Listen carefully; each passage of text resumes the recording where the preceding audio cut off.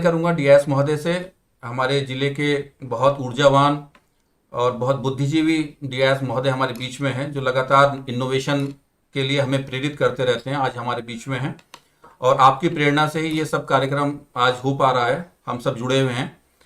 और सर मैं बताना चाहूँगा, इसमें बहुत जो एक्सपर्ट हैं न्यू एजुकेशन पॉलिसी के, वही लोग हमने जोड़े हैं डिफरेंट यूनिवर्सिटीज से, डिफरेंट कॉलेजेस से। जो प्रोफेसर्स हैं, सीनियर प्रोफेसर्स हैं, उन्हीं को जोड़ा गया है, ताकि हमारे शिक्षक साथी इसको जुड़कर न्यू एजुकेशन पॉलिसी के बारे में एक क्लियर कॉन्सेप्ट उनको मिल सके कि न्यू एजुकेशन पॉलिसी है क्या। डिफरेंट टॉपिक्स पे हम इसमें चर्चा करेंगे 2 तारीख से और आगामी 7 अगस्त तक। आज के हमारे मुख्य गेस्ट स्पीकर हैं आज हमारे प्रोफेसर बीरपाल सिंह जी, जो एचओडी हैं चौधरी चरण सिंह विश्वविद्यालय में, और बहुत वरिष्ठ प्रोफेसर हैं।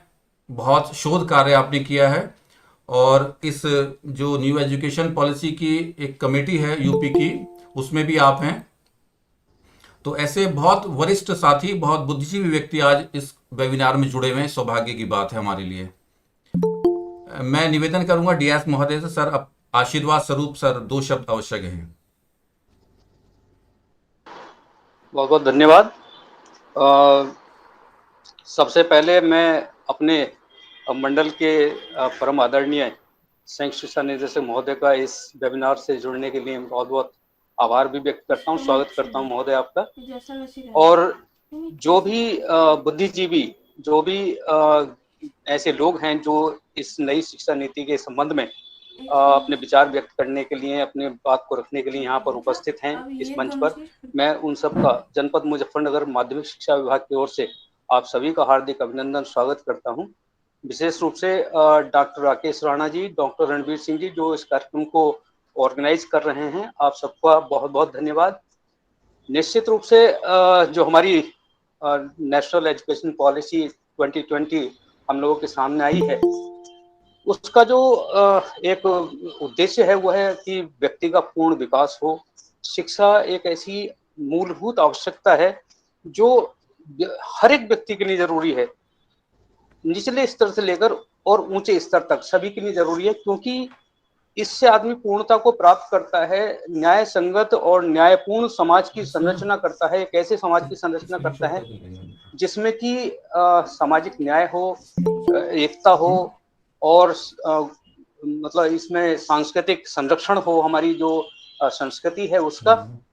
और उसके साथ साथ सबसे बड़ी चीज है कि उसका समाजीकरण होता है। वो एक नोमैड स्थिति से निकलकर एक ऐसी स्थिति में आता है जहां की वो कंट्रीब्यूशन कर सकता है। शिक्षा अगर नहीं होगी तो वो सामाजिक योगदान के लिए अपने आप को प्रस्तुत नहीं कर सकता। इसलिए यह आवश्यकता है, क्योंकि हर व्यक्ति के पास बुद्धि है। ईश्वर ने इसको बांटने में कहीं कोई कोताही नहीं की। उसने ये देखकर नहीं बांटा है कि ये किस वर्ग से है, किस जाति से है, गरीब है, अमीर है, सभी को उसने बराबर बुद्धि बांटी है। तो इसका समुचित उपयोग हो, उसके लिए सबसे बड़ी चीज होती है कि हम ऐसा माहौल दें अपने देश में, अपने विद्यालयों में, अपने संस्थानों में, कि वो अवसर को प्रदान करे, शिक्षा के अवसर को प्रदान करे। अभी हमारे यहाँ जो स्थितियां हैं वो ऐसी हैं कि जिसमें शिक्षा के क्षेत्र में ही बहुत बड़ी असमानताएं हैं। तो इन असमानताओं को दूर करना बहुत जरूरी है, क्योंकि जब शिक्षा जो कि मूलभूत चीज है, अगर उसी में ही असमानताएं होंगी तो हम समाज में समान समाज की या समानता आधारित समाज की कैसे कल्पना कर सकते हैं। तो इसमें बहुत सारे ऐसे इश्यूज हैं नई शिक्षा नीति में, जो कि बहुत सारी जो हमारी जरूरतें हैं उनको एड्रेस करते हैं, हमारी जो आवश्यकताएं हैं उसको एड्रेस करते हैं, और देश के लिए जो दूरगामी उद्देश्य हैं उनको पूर्ण करने में कहीं ना कहीं सक्षम है। असली बात नीति बनाने की नहीं है, सबसे महत्वपूर्ण पक्ष होता है उस नीति के एग्जीक्यूशन का। जो लोग इसके लिए जिम्मेदार हैं, जो जहां पर बैठे हुए हैं, जिन पदों पर बैठे हुए हैं, और जिनके जिम्मे ये काम है कि वो इसको एग्जीक्यूट करें, तो उनकी उनकी सबसे बड़ी जिम्मेदारी है कि वो समाज को सही प्रकार से समझें, जरूरतों को सही प्रकार से समझें, और उसको इस तरीके से एग्जीक्यूट करें कि हर प्रतिभा को न्याय मिल सके, उसको अवसर मिल सके। यही मेन उद्देश्य है। तो जो भी इसमें हमारे सम्मानित वक्तागण हैं जो आज अपना प्रस्तुति करेंगे, और 7 अगले दिनों तक भी जो अपना प्रस्तुतिकरण करेंगे, मैं सभी का हृदय से स्वागत करते हुए और ये अपेक्षा करता हूं कि हमारे जो और साथी, जो हमारे शिक्षकगण, प्रिंसिपल्स इस कार्यक्रम के साथ जुड़े हैं, वो निश्चित रूप से लाभान्वित होंगे और नई शिक्षा नीति को, जो कि ऐसे पढ़ने में बहुत क्लिष्ट नजर आती है, लेकिन यहाँ जो हमारे विद्वान साथी हैं जो यहाँ पर अपने विचार प्रस्तुत करेंगे, मैं उनसे भी ये गुजारिश करता हूं कि वो अपने शब्दों को इस तरीके से रखें, इस तरह से प्रस्तुतिकरण करें कि जिससे कि हमारे जो मैक्सिमम हमारे प्रिंसिपल्स हैं, टीचर्स हैं जो इस कार्यक्रम से जुड़े हैं, वो लाभान्वित हों, वो उनको सही प्रकार, सही परिप्रेक्ष्य में उनको समझ सकें, ऐसा मैं आपसे निवेदन करता हूं। Thank you doctor Ranbir Singh ji कि आपने मुझे अवसर दिया और मैं इससे जुड़ पाया, और मैं आगे भी निश्चित रूप से इससे जुड़ा रहूंगा जैसे मुझे समय मिलेगा। अभी सब लोगों के सामने कई कंपटीशन हैं, जो प्रतियोगिताएं हैं, जो इस समय तैयारी हम लोग की चल रही है, तो उससे भी हम लोग जुड़े हुए हैं, उसकी तैयारी भी हम लोग कर रहे हैं। लेकिन क्योंकि ये हमारे इंटरेस्ट का विषय है और जैसे जैसे समय मिलेगा मैं इससे जुड़ा रहूंगा। पुनः आप सभी के लिए मेरी तरफ से बहुत बहुत आभार। विशेष रूप से मेरे ज्वाइंट डायरेक्टर साहब हैं और मेरे सभी विद्वान जन जो इससे जुड़े हुए हैं। Thank you very much. धन्यवाद सर, बहुत बहुत धन्यवाद। आभार आपका कि आपने आशीर्वाद दिया अपना इस कार्यक्रम को। ज्वाइंट डायरेक्टर महोदय का भी बहुत बहुत हम आभार व्यक्त करते हैं कि आपने बहुत बिजी शेड्यूल से समय निकाला, हमारे बीच रहे, अपना आशीर्वाद दिया, मार्गदर्शन किया। और निश्चित तौर पर हम ये कामना करते हैं कि ये वेबिनार जो है सबके लिए लाभदायक हो। एक जो मन में कुछ क्वेरीज हैं, भ्रांतियां हैं, वो दूर हो सकें इस वेबिनार के माध्यम से। इतने बुद्धिजीवी वर्ग हमारे बीच में जुड़ा हुआ है, तो निश्चित तौर पर उनको जोड़ने का भी और यही एक प्रयोजन रहा कि बहुत आसान भाषा में शायद हम वो चीज़ें समझ सकें जो शायद लिखित रूप में हम समझ नहीं पा रहे हैं अभी। इसी क्रम को आगे बढ़ाते हुए मैं निवेदन करना चाहूँगा, आज के हमारे गेस्ट स्पीकर जो हैं, बहुत सीनियर प्रोफेसर हमारे बीच में हैं, professor Veerpal Singh ji, HOD physics department, CCS university Meerut. Sir, मैं निवेदन करूंगा आपसे, जो विषय आपको दिया गया है उस विषय पर कृपया अपने विचार रखें। आदरणीय वीरपाल जी। धन्यवाद डॉक्टर रणबीर सिंह जी। संभवतः मेरी आवाज आप सभी को ठीक से मिल रही होगी। जी जी सर, आ रही है। धन्यवाद। सभी को मेरा नमस्कार। आज माध्यमिक शिक्षा विभाग मुजफ्फरनगर एवं young social scientist association of India के संयुक्त तत्वाधान में जो आपने 7 दिवसीय शिक्षक क्षमता वर्धन कार्यक्रम, जिसका विषय बहुत ही समाचीन है, बहुत ही लेटेस्ट है, मैं ये कहूँ, नई राष्ट्रीय शिक्षा नीति 2020 का रखा है। ऐसे इस कार्यक्रम के उद्घाटन सत्र कार्यक्रम के अध्यक्ष माननीय शिक्षा निदेशक माध्यमिक शिक्षा, संभवतः अनुपस्थिति उनकी है, उनकी अनुपस्थिति को ही उपस्थिति मानते हुए कार्यक्रम के मुख्य अतिथि संयुक्त शिक्षा निदेशक सहारनपुर मंडल, और उसके साथ साथ जो महत्वपूर्ण है कार्यक्रम निदेशक माननीय गजेंद्र कुमार जी, जिला विद्यालय निरीक्षक मुजफ्फरनगर। और सर थोड़ी आवाज आपकी कम आ रही। ओके, डीएस सर अपने माइक बंद कर लें। डीएस महोदय, माइक आपका खुला है। अब संभवतः मेरी आवाज ठीक हुई होगी राकेश जी। जी जी जी जी, चलिए मैं थोड़ा जोर से बोलने की कोशिश करूंगा। जी जी। इस कार्यक्रम के संयोजक और डॉक्टर रणबीर सिंह जी, प्रधानाचार्य दीन मोहम्मद राष्ट्रीय इंटर कॉलेज कामेहड़ा मुजफ्फरनगर, और मेरे छोटे भाई प्रखर वक्ता लेखक डॉक्टर राकेश राणा, जो अध्यक्ष भी हैं social scientist association of India के और एसोसिएट प्रोफेसर हैं समाजशास्त्र विभाग के एमएमएच कॉलेज गाजियाबाद में। आप सभी को ऐसा अति महत्वपूर्ण कार्यक्रम करने के लिए धन्यवाद, साधुवाद। और साथ साथ आपने मुझे भी इस कार्यक्रम में सम्मिलित होने का मौका दिया, उसके लिए भी मैं आप सभी का धन्यवाद देता हूं, साधुवाद देता हूं। आज का जो विषय आपने चयन किया है निश्चित ही बहुत अच्छा विषय है। अभी आज से लगभग 4 दिन पहले भारत सरकार द्वारा 1 साल अब इस बात को हो गया है कि राष्ट्रीय शिक्षा नीति देश को 29 जुलाई 2030 को समर्पित की थी। 4 दिन पहले भी हम सभी ने माननीय अपने प्रधानमंत्री श्री नरेंद्र मोदी जी का उद्बोधन भी इस संदर्भ में प्राप्त किया। और निश्चित ही हम सब ने उस उद्बोधन से ऊर्जा ली। उसी के क्रम में मैं आज अपना उद्बोधन यहाँ देने की कोशिश करूंगा। साथ साथ मेरे उद्बोधन में थोड़ी कॉमन बातें मैं आपको बताऊंगा, उसके साथ साथ थोड़ा मेरा फोकस हायर एजुकेशन माने उच्च शिक्षा से होगा। उसका मतलब कदापि आप ये ना समझ लें कि आप लोग माध्यमिक शिक्षा के माने कर्ता धर्ता हैं या उसके द्योतक हैं, तो आपका उससे मतलब नहीं है। आपका उससे उतना ही मतलब है जितना उच्च शिक्षा के लोगों से है, क्योंकि आप ही वो हैं जो एक पीढ़ी तैयार करके हम लोग के लिए भेजते हैं। तो आपको भी उसको समझना जानना मुझे लगता है बहुत ही महत्वपूर्ण है, अति महत्वपूर्ण है। साथ साथ हम समाज जीवन में भी रहते हैं और समाज जीवन में घर परिवार में भी माने ऐसी चर्चा विमर्श होना, सब चीजें जानना समग्रता में एक अच्छा एक अनूठा प्रयास है। इस शिक्षा नीति की जहां तक हम बात करें, इसका डॉक्यूमेंट 1 साल पहले हमें मिला। लगभग 100 पृष्ठ का ये डॉक्यूमेंट है। इस मंच के माध्यम से आज मेरा अनुरोध आप सभी से यही भी है कि इस डॉक्यूमेंट को हम सब लोग अपने मोबाइल से बाहर निकाल के प्रिंट करेंगे और उसका अध्ययन भी करेंगे, ऐसा मेरा आह्वान आप लोगों से है।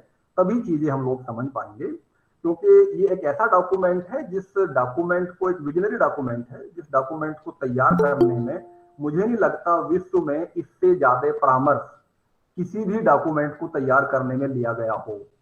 लगभग 2 लाख से भी ज्यादा लोगों का विमर्श इस डॉक्यूमेंट को, विजन डॉक्यूमेंट को तैयार करने में भारत सरकार द्वारा लिया गया है, जिसमें आप सब विदित हैं, ग्राम प्रधान से लेकर प्रधानमंत्री तक रहे हैं, शिक्षक से लेकर शिक्षाविद तक रहे हैं, गरीब से लेकर उद्योगपति तक रहे हैं, छात्र से लेकर अभिभावक तक इसमें शामिल रहे हैं। तो एक ऐसा डॉक्यूमेंट ये है, इसको सभी आप पढ़ेंगे, ऐसा मेरा आह्वान है।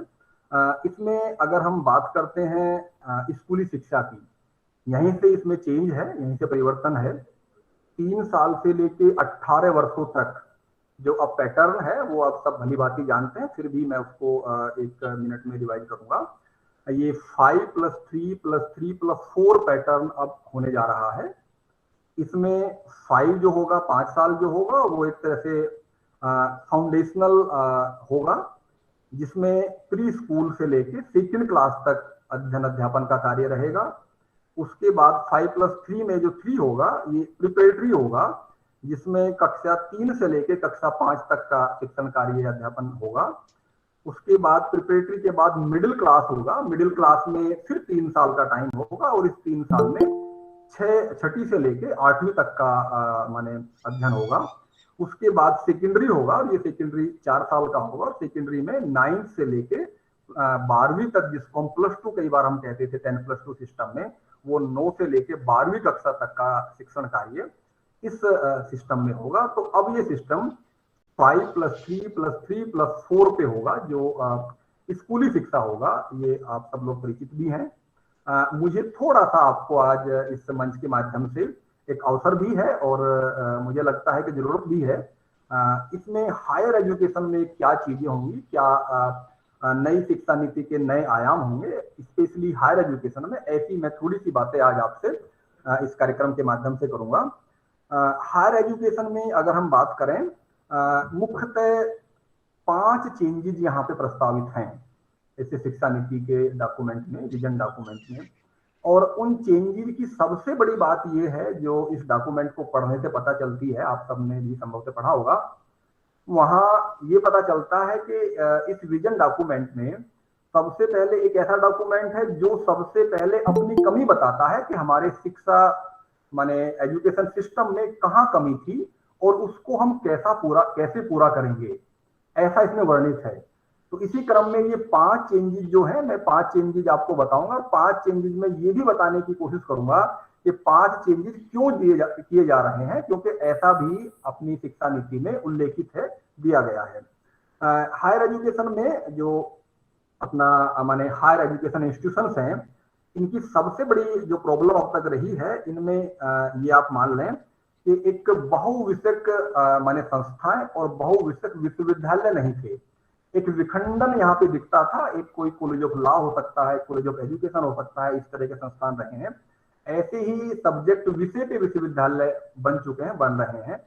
इन सब विखंडन को माने खत्म करते हुए ऐसे 5 चेंज यहाँ पे हैं। पहला जो चेंज है, पहला जो परिवर्तन है जो राष्ट्रीय शिक्षा नीति में उल्लेखित है, वो है रिस्ट्रक्चर ऑफ रेगुलेटरी बॉडीज। हमारे शिक्षा माने जगत में, स्पेशली हायर एजुकेशन में, रेगुलेशन के लिए डिफरेंट बॉडीज हैं, डिफरेंट संस्थाएं हैं। तो पहला तो जो चेंज होगा वो होगा restructuring of regulatory bodies in context to higher education. Second जो चेंज होगा वो होगा restructuring of universities and institutions. यहाँ रिस्ट्रक्चरिंग का मतलब ये नहीं है कि उसकी बिल्डिंग को दोबारा बनाया जाएगा या उसका इंफ्रास्ट्रक्चर माने और एबोलिश करके दोबारा कुछ होगा। माने जो अपने यूनिवर्सिटीज हैं उनकी एकेडमिक नेचर की रिस्ट्रक्चरिंग यहाँ पे होगी। तीसरा जो मेजर चेंज होगा वो होगा रिस्ट्रक्चरिंग ऑफ एकेडमिक प्रोग्राम।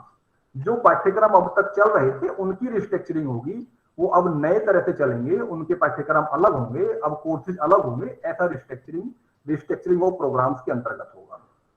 चौथा चेंज जो होगा वो बेसिकली फैकल्टी के लिए होगा, टीचर्स के लिए होगा, प्रोफेसर्स के लिए होगा, और उसमें भी उनके रिसर्च के लिए होगा, उनकी शोध के लिए होगा।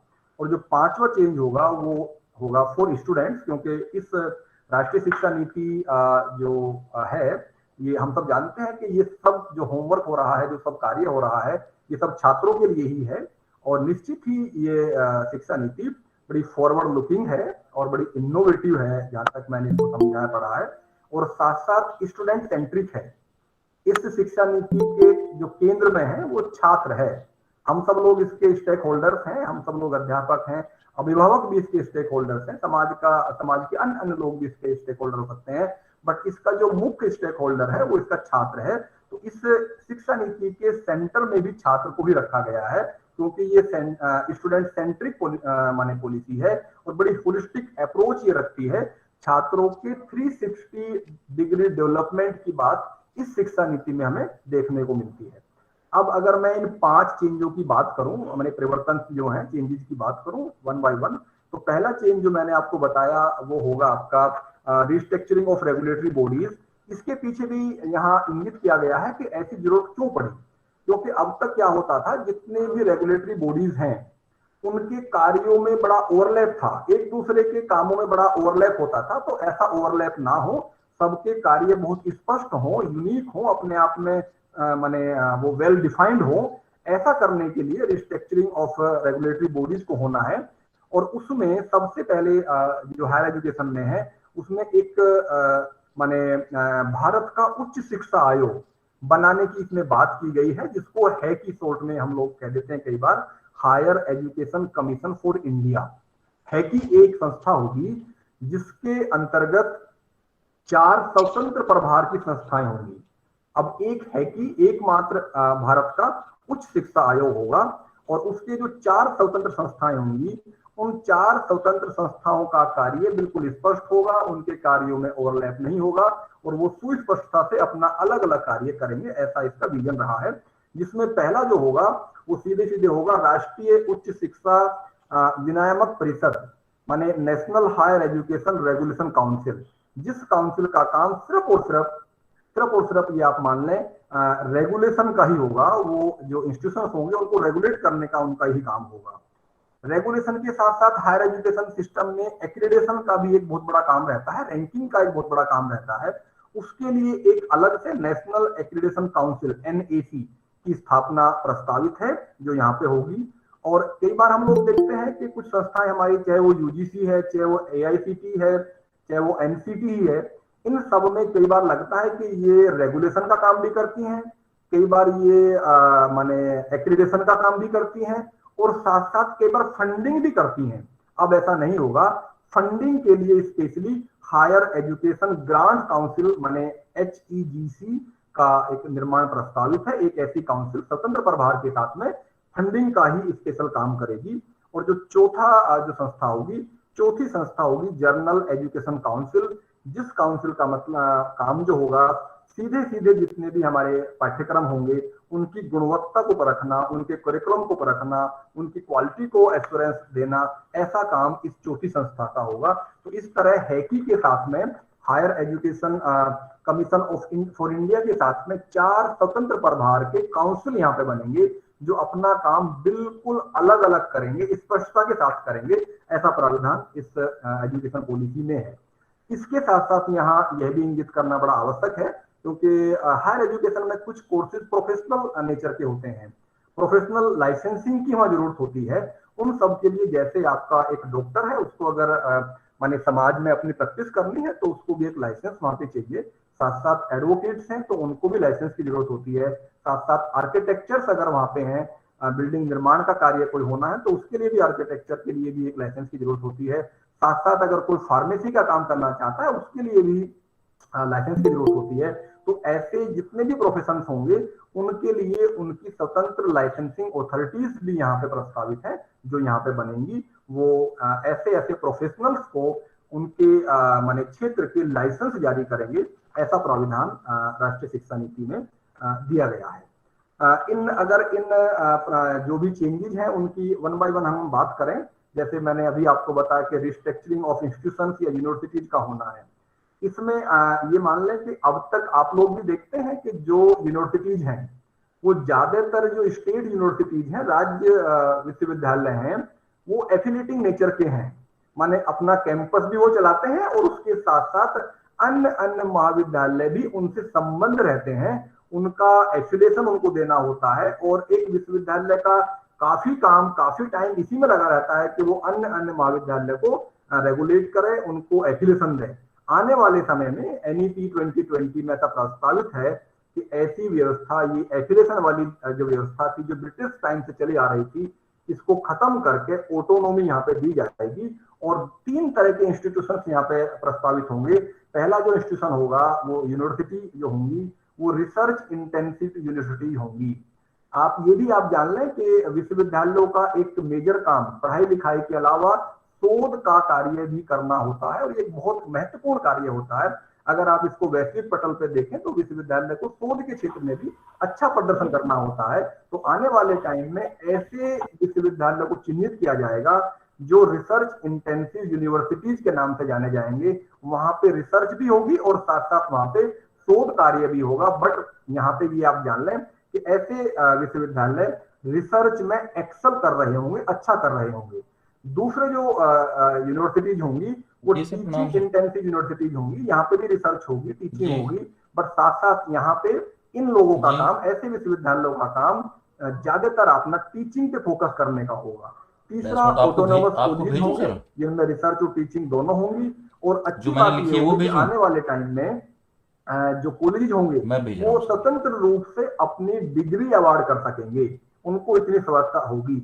2035 तक ऐसा लक्ष्य यहाँ पे निर्धारित है कि जितने भी विश्वविद्यालय महाविद्यालय होंगे वो बहुविषयक हो जाएंगे, मल्टी डिसिप्लिनरी होंगे और उसके साथ साथ हर एक महाविद्यालय में कम से कम 3000 छात्र छात्राएं पढ़ रहे होंगे। ऐसा प्राविधान रिस्ट्रक्चरिंग ऑफ इंस्टीट्यूशंस के लिए इस एनईपी में दिया गया है।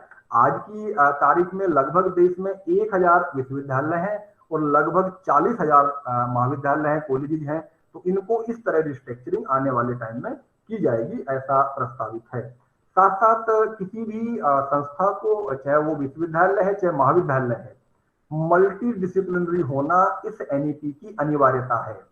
उसके पीछे बहुत से कारण हैं और कारण बड़े स्पष्ट हैं। आप लोग भी देखते होंगे कई बार एक स्पेसिफिक फील्ड में छात्र छात्रा अपना ज्ञान अर्जन कर एक विशेष माने फील्ड में अपनी योग्यता प्राप्त कर लेता है।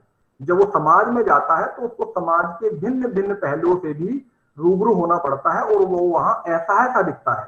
जैसे अगर हम सिविल इंजीनियर की बात करें, किसी को कहीं डैम बनाना हो तो उसको इतना तो पता होगा कि डैम कैसे बनेगा, कितना पावर प्रोडक्शन वहां पे होगा, नदी को कैसे मोड़ा जाएगा। बट उसके साथ साथ वो ऐसा कभी नहीं सोचेगा कि जिस जगह पे डैम बन रहा होगा वहां एनवायरमेंट की क्या स्थिति है, पेड़ पौधे कितने कटेंगे, उसका ग्लोबल वार्मिंग पे क्या असर होगा। उसके साथ साथ ऐसे कितने लोग वहां रह रहे होंगे जिनको वहां से विस्थापित भी करना पड़ सकता है। तो ऐसा ज्ञान उसको नहीं होगा। वो सिर्फ और सिर्फ सिविल इंजीनियर का एक मास्टर हो सकता है, मैकेनिकल इंजीनियर का एक मास्टर हो सकता है। अब ऐसा नहीं होगा। सिविल इंजीनियरिंग के साथ में, मैकेनिकल इंजीनियरिंग के साथ में उसको थोड़ा सोशल, थोड़ा एनवायरमेंट का ज्ञान होना भी इस बहुविषयक माने होना किसी विश्वविद्यालय और महाविद्यालय का ये इंगित करता है कि ऐसा ज्ञान भी वो वहां से लेके जाएगा, तभी वो माने समाज की एक अच्छी तरह से सेवा कर पाएगा, ऐसा यहाँ पे है। दूसरा जो रिस्ट्रक्चरिंग ऑफ गवर्निंग बॉडीज हैं विश्वविद्यालय और महाविद्यालय की, वो भी वहां पे होंगे। वहां पे बोर्ड ऑफ गवर्नर्स अपॉइंट होंगे, उन्हीं को वाइस चांसलर तक अपॉइंट करने का भी अधिकार होगा, ऐसा इस शिक्षा नीति में प्रस्तावित है। दूसरा जो मुख्य चेंज है जो मैंने अभी आपको स्टार्टिंग में बताया, वो प्रोग्राम का रिस्ट्रक्चरिंग होगा। जो पाठ्यक्रम प्रचलन में है अभी, BA, BSc, BCom etcetera etcetera, ऐसे सभी पाठ्यक्रमों का रिस्ट्रक्चरिंग होगा। और उस रिस्ट्रक्चरिंग में सबसे बड़ी बात, जो अच्छी बात है, वो ये है कि अब किसी छात्र छात्रा के अगर वो एक साल भी वो कोई ग्रेजुएट कोर्स में एडमिशन लेके पढ़ाई करता है और किन्हीं कारणों से वो पढ़ाई छोड़ देता है, उसका वो एक साल खराब नहीं होगा। प्रोग्राम इस तरह के रिस्ट्रक्चरिंग होंगे कि अगर वो एक साल पढ़ के चला जाता है, आगे नहीं पढ़ पाता है किन्हीं कारणों से, अपने स्वास्थ्य के कारणों से या अपना कोई भी पारिवारिक कारणों से वो अपनी पढ़ाई लिखाई आगे कंटिन्यू नहीं कर पाता है, तो आने वाले टाइम में हम लोग देख पाएंगे कि उसका एक साल जो उसने अपना पढ़ा है वो खराब नहीं जाएगा। उस एक साल में वो एक सर्टिफिकेट लेके वहां से उस विश्वविद्यालय या महाविद्यालय से जा सकता है। उसके साथ साथ अगर वो 2 साल तक पढ़ाई करता है ग्रेजुएशन के किसी कार्यक्रम में, प्रोग्राम में, जो 3 साल या 4 साल का हो सकता है, अगर वो 2 साल पढ़ाई करके अपना कार्यक्रम माने पाठ्यक्रम नहीं पूरा करता है, तो उसको डिप्लोमा देके वहां से माने वो ले सकता है। डिप्लोमा लेके अपना माने कोई भी जॉब या कोई भी कार्य वो कर सकता है। और अगर वो 3 साल तक अपनी पूरी पढ़ाई करता है तो उसको स्नातक की 3 साल की उपाधि दे दी जाएगी। और 3 साल के आगे भी स्नातक का जो पाठ्यक्रम अब है वो 4 वर्ष तक है, वो 4 वर्ष तक उसको पूरा कर सकता है। चौथे वर्ष में अगर वो रहेगा तो उसको आने वाले टाइम में अगर वो स्नातकोत्तर की उपाधि अपना लेना चाहता है, पीजी करना चाहता है, तो मात्र 1 साल में अपनी पीजी कर सकता है। और इसमें एक अच्छी बात ये भी है, हम लोग कई बार बाहर भी देखते हैं ऐसी बातें, ग्रेजुएशन का कार्यक्रम जो हमारा होता है बाहर, ये भी है अन्य देशों में, कि ग्रेजुएशन का कार्यक्रम को पूरा करने के बाद 4 साल के बाद में किसी भी छात्र छात्रा को पीजी करने की कई बार जरूरत नहीं पड़ती, सीधे वो पीएचडी के लिए रजिस्टर्ड हो जाता है। हमारे यहाँ भी एनईपी में ये प्रस्तावित है कि अगर चौथा साल कोई छात्र छात्रा शोध के द्वारा पूरा करता है तो उस ऐसे छात्र को, ऐसी छात्रा को पीजी करने की जरूरत नहीं है, माने उसको स्नातकोत्तर माने एमए, एमएससी, एमकॉम करने की जरूरत नहीं है, वो सीधे पीएचडी में अपना रजिस्ट्रेशन करा सकता है। ऐसा प्राविधान इसमें है। सीधे सीधे अगर मैं कहूं तो मल्टीपल एग्जिट और मल्टीपल एंट्री का प्राविधान इस शिक्षा नीति में है। छात्र जब चाहे वो जब पढ़े, जितना चाहे वो जितना पढ़े, 1 साल पढ़ेगा तो भी उसको सर्टिफिकेट मिल जाएगा, 2 साल पढ़ेगा डिप्लोमा मिल जाएगा, 3 साल पढ़ेगा तो डिग्री लेकर वो निकलेगा, 4 साल पूरे करेगा तो 4 वर्षीय पाठ्यक्रम, स्नातक का पाठ्यक्रम की डिग्री वो हासिल करेगा। ऐसा प्राविधान यहाँ है। और सीधे सीधे पहले एक कार्यक्रम हम लोग के यहाँ एमफिल का भी चलता था, आने वाले टाइम में एमफिल कार्यक्रम सभी विश्वविद्यालयों से बंद कर दिए जाएंगे। हमारे विश्वविद्यालय ने इसको भी बंद कर दिया है एनईपी के हिसाब से। तो सीधे माने 4 साल का अंडर ग्रेजुएट का पाठ्यक्रम करने के बाद भी तो छात्र जो है शोध कार्य में अपना लग सकता है। ऐसा प्रावधान भी यहाँ पे है। और अगर 4 साल का ग्रेजुएशन का कार्यक्रम वो करके, पाठ्यक्रम करके जाता है, तो उसके बाद में वो 1 साल में अपना पीजी माने स्नातकोत्तर की डिग्री वो ले सकता है। इसके साथ साथ एक बहुत अच्छा प्रावधान यहाँ पे है ABC, academic bank of credit. ये बहुत ही इंपॉर्टेंट है, माननीय प्रधानमंत्री जी ने भी इसका जिक्र किया था। इसमें छात्र का ये भी है कि वो किसी भी, जिस भी विश्वविद्यालय से वो चाहे, जिस भी महाविद्यालय से वो चाहे, वो पढ़ सकता है। ऐसा नहीं है कि 1 साल उसने मेरठ यूनिवर्सिटी से पढ़ा और दूसरा साल अगर वो चाहता है बीएचयू से पढ़े तो वो पढ़ सकता है। ऐसी व्यवस्था एकेडमिक बैंक ऑफ क्रेडिट, माने जैसे ही छात्र एनरोल होगा तो उसको एकेडमिक बैंक ऑफ क्रेडिट में उसका एक खाता खुल जाएगा, जैसे हम लोग का बैंक में खाता होता है। और जैसे हमारे बैंक में पैसे जमा होते हैं, ऐसे ही एक स्टूडेंट के क्रेडिट जिसने उसने पास किए हैं वो क्रेडिट वहां पे जमा हो जाएंगे, वो वहां पे माने इकट्ठा होना शुरू हो जाएंगे। और जैसे ही उसे लगेगा कि उसके क्रेडिट इतने हो गए हैं कि वो डिग्री या डिप्लोमा हासिल कर सकता है, तो वो अपनी डिग्री और डिप्लोमा लेके अपना आगे का भविष्य तय कर सकता है। ऐसा प्राविधान भी है। और ये एबीसी बड़ा ही अच्छा concept academic bank of credit का नई शिक्षा नीति में हायर एजुकेशन में प्रस्तावित है। इसके साथ साथ जो मूल्यांकन का कार्य होता है, असेसमेंट और इवैल्यूएशन का, उसमें भी काफी अच्छा चेंजेस यहाँ पे प्रस्तावित है। अब कई बार ये होता था कि बच्चा एनुअल माने पढ़ाई वो कर रहा है, अपना माने जो साल भर उसने पढ़ा और उसके बाद उसका 3 घंटे का एग्जाम हुआ। अब ऐसा नहीं है, अब एनुअल सिस्टम को भी सेमेस्टर सिस्टम कर दिया गया है और सेमेस्टर में उसके साथ साथ continuous evaluation through out the semester उसकी बात की गई है। और उस कंटिन्यूअस इवैल्यूएशन में उसका 3 घंटे का एग्जाम मात्र नहीं होगा, उसके साथ साथ उसके प्रोजेक्ट्स होंगे, उसका कोई एक्टिविटीज होंगी, कोई क्विजेज होंगी, फेस टू फेस इंटरव्यूज होंगे, ग्रुप डिस्कशन होगा। ऐसी सारी माने एक्टिविटीज उसके असेसमेंट और इवैल्यूएशन में थ्रू आउट द सेमेस्टर चलेंगी। ऐसा नहीं है कि छात्र बस वो एडमिशन ले लिया, माने जो भी 3 साल के लास्ट में उसने परीक्षा दी और उसमें पास कर गया, जिससे वो ज्यादा नहीं सीख पाता है। ऐसा प्रावधान भी यहाँ है कि उसका कंटिन्यूअस इवैल्यूएशन डिफरेंट माध्यम से जो मैंने अभी बताया उनसे होगा और उसमें प्रोजेक्ट मुख्य रूप से रहेगा। हर पाठ्यक्रम में प्रोजेक्ट को बड़ी प्राथमिकता यहाँ पे दी गई है। इसी के साथ साथ कई बार हमारे देश से काफी छात्र छात्राएं बाहर भी पढ़ने जाते हैं और एक ऐसा डेटा मेरे पास है कि लगभग 10 लाख छात्र छात्राएं ऐसे होते हैं जो बाहर पढ़ने की प्रतिवर्ष चेष्टा करते हैं, उसमें सफल भी होते हैं और उससे लगभग $2 अरब विदेशी मुद्रा प्रतिवर्ष दूसरे देशों में जाती है। आने वाले टाइम में आप देख पाएंगे कि जो हमारा एजुकेशन सिस्टम होगा वो इस तरह होगा कि बाहर की जो टॉप 100 यूनिवर्सिटीज होंगी उनके कैंपस भी आपको अपने ही देश में मिलेंगे और आपके माने छात्र छात्राओं को बाहर ना पढ़ के अपने ही देश में, वो ऑक्सफोर्ड यूनिवर्सिटी हो, चाहे वो MIT हो, चाहे वो अन्य कोई भी यूनिवर्सिटी हो, उसकी डिग्री भी वो अपने ही देश में रह के ले लेगा। ऐसा भी प्राविधान यहाँ पे है। और इसके साथ साथ यहाँ ये भी है कि ऐसा होने से निश्चित ही जो अर्थशास्त्र के छात्र हैं, विद्यार्थी हैं या स्कॉलर हैं वो जान पाएंगे, निश्चित ही अगर ऐसा होगा शिक्षा नीति में तो निश्चित ही हमारा GDP भी अपने देश का निश्चित ही बढ़ रहा होगा। और अगर GDP बढ़ रहा होगा तो मेरा व्यक्तिगत मानना ऐसा है कि हमारा जो ग्रोस हैप्पीनेस इंडेक्स है, ये एक सकल प्रसन्नता सूचांक, इसकी भी बड़ी बात कई बार वर्ल्ड मैप पे होती है, उसमें भी हम पिछड़ रहे हैं। वहां भी हम लोग का माना जाता है कि हमारे देश के नागरिक बहुत प्रसन्न नहीं रहते हैं। अल्टीमेटली हमारा GHI माने हमारा ग्रोस हैप्पीनेस इंडेक्स भी बढ़ रहा होगा। अभी एक मैं डेटा देख रहा था तो वहां मैंने देखा कि हम लोग की स्थिति बहुत अच्छी नहीं है। लगभग 160 देशों का वो डेटा था, वहां हम लगभग 66वें रैंक पे थे और सबसे टॉप पे फिनलैंड और स्विट्जरलैंड जैसे देश वहां पे हैं। और देख के अच्छा नहीं लगा, माने पाकिस्तान भी वहां हमसे ऊपर कई बार दिखता है। तो अगर ऐसा हो रहा होगा तो हमारा GHI, जिसके लिए हम सब लोग करते हैं, अल्टीमेटली हम सब लोग पढ़ाई करते हैं, कोई भी काम करते हैं, हम लोग अपना जीवन यापन प्रसन्नता के साथ करना चाहते हैं, तो वो भी अपने देश का बढ़ रहा होगा और लगभग $2 अरब विदेशी मुद्रा भी प्रतिवर्ष देश से बाहर नहीं जा रही होगी। और उसके साथ साथ जो मुझे लगता है कि हमारे इस एशियन रीजन में बहुत सारे ऐसे छोटे छोटे देश हैं जिनके छात्र छात्राएं भी बाहर पढ़ने जाते हैं और वहां बाहर पढ़ने में उनका लिविंग एक्सपेंसेस बड़ा ही माने ज्यादा रहता है। अमेरिका रहे, यूरोप में रहे, कहीं भी तो खर्चे ज्यादा वहां पे होते हैं। तो अगर उनको बाहर के विश्वविद्यालय, उस तरह के टॉप 100 माने जो विश्वविद्यालय हैं, उनके कैंपस अगर हमारे देश में मिलेंगे, भारत में मिलेंगे, तो वो अमेरिका या वो इंग्लैंड नहीं जाएंगे, संभवतः वो हमारे देश में पढ़ने आएंगे।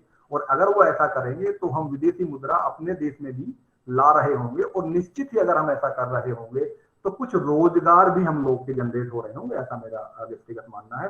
तो इंडस्ट्रियलाइजेशन के मामले में भी, अंतरराष्ट्रीयकरण के मामले में भी, हायर एजुकेशन में, उच्च शिक्षा में इस तरह का प्रावधान यहाँ पे किया गया है। इसी के साथ साथ टीचर्स के लिए, फैकल्टी के लिए भी काफी चीजें हैं। माने अब रूटीन के हम लोगों के जो प्रमोशन होते थे वो हैं। अब माने टेन्योर ट्रैक प्रमोशन के अलावा जो लोग अच्छा कर रहे होंगे, अपना अच्छा काम कर रहे होंगे अपने फील्ड में, उनको फास्ट ट्रैक प्रमोशन देने का प्राविधान भी इस शिक्षा नीति में मुझे दिखता है। और इसके साथ साथ रिसर्च की अगर मैं बात करूं, अभी मैंने स्टार्टिंग में भी आपको बताया, क्योंकि विश्वविद्यालयों का काम मुख्यतः शिक्षा के साथ साथ में, माने अध्ययन अध्यापन के साथ साथ में शोध का भी होता है। और अगर हम शोध की बात करें तो अभी कई बार देखने से पता पड़ता है जो GDP है अपने यहाँ, वो 4.5% एजुकेशन पे जाता है। इस शिक्षा नीति में इसको बढ़ा के 6% करने का प्राविधान है।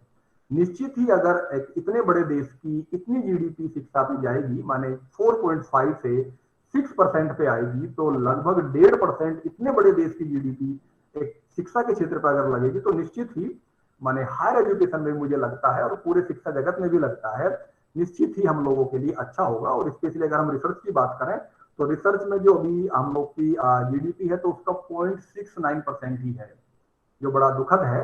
आने वाले टाइम में इस शिक्षा नीति के हिसाब से ऐसा अमाउंट भी बढ़ेगा, ऐसी जीडीपी भी बढ़ेगी, जबकि हमसे छोटे छोटे देशों का चाहे वो इजराइल है वो 4.3% जीडीपी अपना रिसर्च पे खर्च करता है। तभी वहां की टेक्नोलॉजी हम देख सकते हैं कितनी एडवांस है और सब चीजें हैं। तो ऐसा प्राविधान भी यहाँ पे है। और साथ साथ रिसर्च के लिए नेशनल रिसर्च फाउंडेशन की स्थापना भी करी जाएगी, जो सीधे सीधे थ्रस्ट एरिया जो रिसर्च के होंगे उनको आइडेंटिफाई करेगी। और साथ साथ जो भी अपने हायर एजुकेशन में प्रोफेसर्स हैं, टीचर्स हैं, उनको रिसर्च ग्रांट देने में भी ऐसी संस्था का विशेष महत्व रहेगा, योगदान रहेगा। अभी मैंने टीचर्स की बात की, स्टूडेंट्स की बात की। टाइम मुझे लग रहा है मेरे लिए डॉक्टर रणवीर जी बताएंगे, ज्यादा नहीं है, मैं 3-4 मिनट और लूंगा आपकी। जी जी, कोई बात नहीं सर। हाँ, साथ साथ बस मैं इतना ये कहूंगा कि यहाँ छात्र जो है, चाहे वो स्कूली शिक्षा का है चाहे वो हायर एजुकेशन का है, इस शिक्षा नीति के केंद्र में छात्र है। अगर हायर एजुकेशन की मैं बात करूं तो उस छात्र को अगर मैं ये कहूं कि छात्र को फ्रीडम ऑफ सब्जेक्ट है, माने क्या विषय उसको पढ़ना है या उसका फ्रीडम है। पहले हम लोग उसको कई बार समूह बांट देते थे कि तुम पीसीएम के हो या पीसीबी के हो। अब आने वाले टाइम में इन सब बंधनों से वो मुक्त हो जाएगा। तो फ्रीडम ऑफ सब्जेक्ट चूजन, उसको अपनी फ्रीडम होगी क्या विषय उसको पढ़ना है। इसके साथ साथ फ्रीडम ऑफ यूनिवर्सिटी, उसको कहाँ पढ़ना है। एक साल वो मेरठ यूनिवर्सिटी पढ़ेगा, दूसरी साल उसको लगता है मेरठ यूनिवर्सिटी नहीं पढ़ना है, अपनी योग्यता के अनुसार अगर उसको लगता है कि उसको कहीं दूसरे विश्वविद्यालय में पढ़ना है, उसको इलाहाबाद यूनिवर्सिटी में पढ़ना है, तो वहां पढ़ सकता है। तो उसको फ्रीडम ऑफ यूनिवर्सिटी है। और इसके साथ साथ उसको फ्रीडम ऑफ स्पीड भी है। अगर वो फास्ट लर्नर है तो वो सीधे सीधे 4 साल का स्नातक का कार्यक्रम पाठ्यक्रम पढ़ के सीधे सीधे रिसर्च में जा सकता है। और अगर वो थोड़ा स्लो लर्नर है या उसको साथ साथ ऐसी उसकी परिस्थितियां हैं कि वो 4 साल या 3 साल एक साथ एक स्लॉट में पूरा नहीं कर पा रहा है, तो उसको अपनी स्पीड के हिसाब से कार्यक्रम में माने पाठ्यक्रम में जब वो चाहे मल्टीपल एग्जिट और मल्टीपल एंट्री हो पा सकता है। सीधे सीधे फ्रीडम ऑफ स्पीड उसकी है और साथ साथ फ्रीडम ऑफ टाइम भी उसको दिया गया है, माने समय के हिसाब से जब उसको पढ़ना है जब वो पढ़ेगा। और अति महत्वपूर्ण अब इसमें ये भी है कि साथ साथ मोड ऑफ टीचिंग, माने freedom of mode of teaching भी उसको है। वो चाहे वो ऑनलाइन पढ़े, चाहे वो ऑफलाइन पढ़े, चाहे वो ब्लेंड मोड में पढ़े, दोनों मोड में पढ़े, ऐसा प्राविधान भी इस शिक्षा नीति में दिखता है। क्योंकि आने वाले टाइम में अब तक जो हम देखते थे ओपन डिस्टेंस लर्निंग के कोर्सेज, ओडीएल मोड में जो कोर्सेज चलते थे, उनको हम कई बार कम आंकते थे, एक दोयम दर्जे का कोर्स उसको हम मान लेते थे। आने वाले टाइम में ऐसे सभी पाठ्यक्रमों को हायर एजुकेशन में ओडीएल मोड में जो चलते हैं उनको भी इतना स्ट्रेंथन किया जाएगा कि वो भी जो रेगुलर कोर्सेज हैं उनसे एट पार होंगे, उसके समकक्ष होंगे, उसके बराबर उनको लोग मिलेंगे। तो इसका मतलब सीधे सीधे छात्र को यहाँ पे फ्रीडम ऑफ सब्जेक्ट है, फ्रीडम ऑफ यूनिवर्सिटी है, फ्रीडम ऑफ स्पीड है, फ्रीडम ऑफ टाइम है, freedom of mode of teaching है, वो कैसे पढ़ना चाहता है ये भी उसको है। अल्टीमेटली अगर मैं कहूँ तो यहाँ छात्र बिल्कुल सेंटर में है और वो इसका किंग है, माने राजा है इस राष्ट्रीय शिक्षा नीति में, क्योंकि इसके केंद्र में छात्र ही है। और यहाँ ये भी थोड़ा उल्लेखित करना मैं चाहूंगा कि इंडिया में रहते हुए भी हायर एजुकेशन में ऐसी व्यवस्था हम लोग कर रहे हैं, उस पर उच्च शिक्षा विभाग द्वारा चर्चा विमर्श कई बार हो चुका है कि आने वाले टाइम में हम लोग जो हमारे सेंटर ऑफ एक्सीलेंस के इंस्टीट्यूशंस हैं, चाहे वो आईआईटीज हैं, चाहे वो अपने आईआईएम्स हैं, चाहे वो बाहर के अन्य विश्वविद्यालय महाविद्यालय हैं, उनके प्रोफेसर्स भी, उनके आचार्य भी हम लोग के साथ में कुछ कोर्स डिजाइन करके एमओयू करके हमारे बच्चों को पढ़ा सकते हैं। क्योंकि कोविड-19 के टाइम में हम लोगों ने एकदम देख लिया है, सीख लिया है। जैसे आज ही डॉक्टर रणवीर सिंह जी ने इतना बढ़िया आयोजन, सुंदर आयोजन इन्होंने किया और डिफरेंट जगह से इतने लोग जोड़ दिए। और मुझे नहीं लगता कि ऐसे हमारे प्लेटफॉर्म पे जुड़ के कोई चीज सुनना या उसको समझना कोई बाधा पूर्वक है, बिल्कुल नहीं है, बल्कि सुविधाजनक है। अपनी सुविधा के हिसाब से हम लोग बात कर सकते हैं, पढ़ पाते हैं, समझ पाते हैं, जान पाते हैं। तो ये निश्चित ही ऐसे आयाम भी इस आने वाली शिक्षा नीति में निश्चित ही खुलेंगे। और इसके साथ साथ जो मुख्य बात है वो भी मैं आपको बताऊं, इस शिक्षा में सीधे सीधे कई बार देखने को मिलता है, शिक्षा भारत की शिक्षा नीति है, भारतीयता की झलक उसमें नहीं दिखती। आने वाले टाइम में निश्चित ही हम सब लोग ये देख पाएंगे कि इस शिक्षा नीति में भारतीयता की झलक मिलेगी आपको, माने पूर्णतः भारतीयता की झलक मिलेगी। हम लोग जो हमारे जो वैल्यू सिस्टम है, हम लोग की जो परंपराएं हैं, हम लोग का जो नैतिकता का व्यवहार है, आने वाले टाइम में हम लोग अपने छात्र छात्राओं को भी उनमें रोपित कर रहे होंगे, पोषित कर रहे होंगे। ऐसा भी इस शिक्षा नीति में मुझे देखने को मिलता है, क्योंकि यूनिवर्सल ह्यूमन वैल्यूज की जो बात होगी वो भी हम लोग अपने छात्र छात्राओं को बता रहे होंगे, क्योंकि आप सभी माने शिक्षा जगत से ही जुड़े हैं। एक बड़ा महत्वपूर्ण स्टेटमेंट सर्वपल्ली राधाकृष्णन जी का हम लोग को कई बार याद आ जाता है। वो कहते भी हैं कि नॉलेज इज यूनिवर्सल, माने पूरे विश्व में क्या हो रहा है, क्यों हो रहा है, वो तो यूनिवर्सल है। आर्टिफिशियल इंटेलिजेंस पे अगर काम हो रहा है, हम ना करें ऐसा नहीं हो सकता, हम पिछड़ जाएंगे, ये तो मानना पड़ेगा। रोबोटिक्स पे अगर काम हो रहा है, डेटा साइंस पे अगर काम हो रहा है, हमारे साइंटिस्ट, हमारे प्रोफेसर उस पर काम नहीं करेंगे तो निश्चित ही हम लोग वहां पे पिछड़ रहे होंगे। तो उनका ये कहना था कि नॉलेज इज यूनिवर्सल, उसको हमें एट पार रहना पड़ेगा, उस दौड़ में हमें रहना पड़ेगा। उसके साथ साथ जो मुख्य बात उन्होंने कही, जो कई बार मुझे बहुत अपील करती है, उन्होंने कहा बट एजुकेशन इज नेशनलिज्म, माने हमारी जो शिक्षा है वो राष्ट्र के हिसाब से हो, हमारे देश के हिसाब से हो, हमारी जरूरतों के हिसाब से हो। तो ऐसा भी इस शिक्षा नीति में देखने को मिलता है। अगर मैं ज्यादा बोलूंगा तो मुझे लगता है शाम का आपका समय है, आप सबके साथ न्याय नहीं कर रहा हूँ, आप सुन लेंगे, ये तो मुझे पता है। मैं अब ज्यादा नहीं कहूंगा, यही अपनी बात को विराम दूंगा। और इतना बस यहाँ पे बता दूं कि हायर एजुकेशन के फील्ड में उच्च शिक्षा विभाग द्वारा, आपके प्रदेश द्वारा राष्ट्रीय शिक्षा नीति का क्रियान्वयन करने में पूरे देश में मैं कह सकता हूं, क्योंकि मुझे भी सौभाग्य प्राप्त हुआ कि मैं उसकी क्रियान्वयन समिति का एक जिम्मेदार सदस्य रहा हूं।